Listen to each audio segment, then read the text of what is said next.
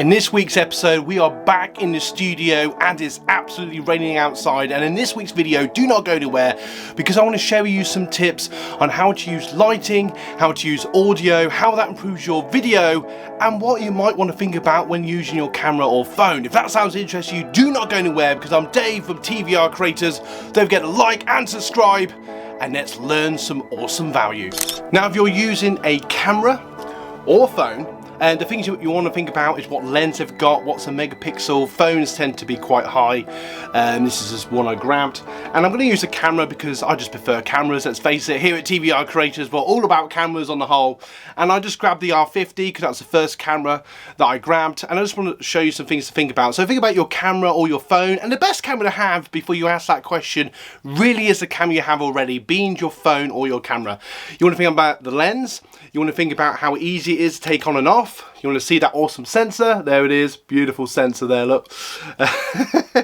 But seriously though, you want to see what sort of lens you've got. I find the kit lenses with most modern cameras, especially the mirrorless range, it's usually fine for great video or photography. This is the 18 to 45mm that comes with the R50. It will be a 15 to 45mm if you've got an M50, but any sort of kit lens is fine, and the lenses that come with most modern phones are really good and produce really good HD and 4K.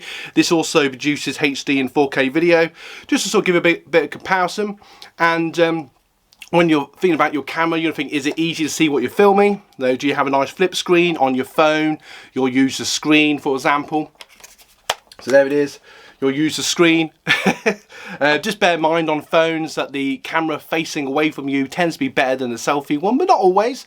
Modern cameras, and to be fair, they're so good nowadays that you probably can't really tell the difference. And can you attach a tripod to it? With a phone, you'll need a little bracket that attaches to a tripod. A tripod is your best friend in the time of this video or any time of any video.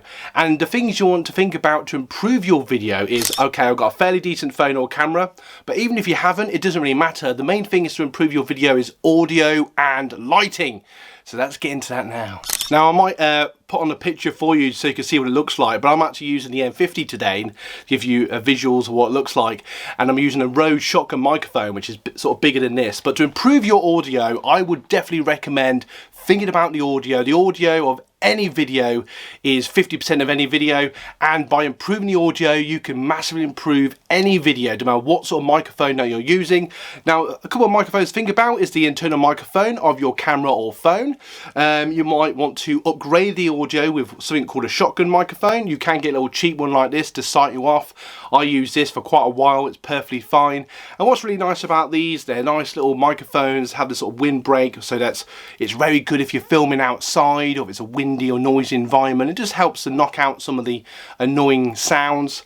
But you can look at a clip out or a power mic or wireless microphone if you want to spend more. There will be links to a few of these in the description, so go and check it out. And something else you might want to think about, I don't know if you can see this in the camera, let's see if we can make the bar go up, this is actually the Zoom H1N dictaphone microphone. This is probably my best microphone. I use it for video recording, live streams when I used to do them, and when I do them again, and it's just really good for recording sound. And the reason why I say these is because you could actually have one of these and you could actually record it out of shot. It could record the audio and then you could edit in the audio after the fact. Now bear in mind, that method is not one I'd recommend, especially as a beginner, because that is much more effort when it comes to editing. You're going to make sure your lips align with the audio, and it can be a bit of a faff. But if you don't mind doing that, you don't mind putting in the extra effort, that is an option for you. But I would definitely recommend a shotgun microphone or a clip-on mic. And the audio you're getting is the audio you're hearing now from the shotgun mic. And I would recommend no further away than sort of a meter, unless you've got a wireless clip-on microphone. If you're getting value so far from this video, don't forget to like and subscribe, and why not buy some coffee? That supports everything I do here on the channel. You're probably thinking, why is the camera moving? I've taken you off the tripod, and I'm just going to show you some lights you might want to think about using. So I'm just going to move the main tripod for you, and some lights I might think about is a brilliant floodlight. There you go, you can see there. And I've actually got that reflected off the wall because I've got a nice white wall, and it just reflects the light really nicely, giving a softer light because it's quite a small room. The studio is not the biggest. And I've actually got 2 of these, but for a small room, one's fine. And just bear in mind, if you're wearing glasses like me, if you have it directly shining at you, you'll just be, one, you'll be dazed, and also you'll get a very annoying reflection. Let's see if we can show you that as an example. You'll sort of, you know, you'll get horrible reflections of your glasses, so I wouldn't recommend that.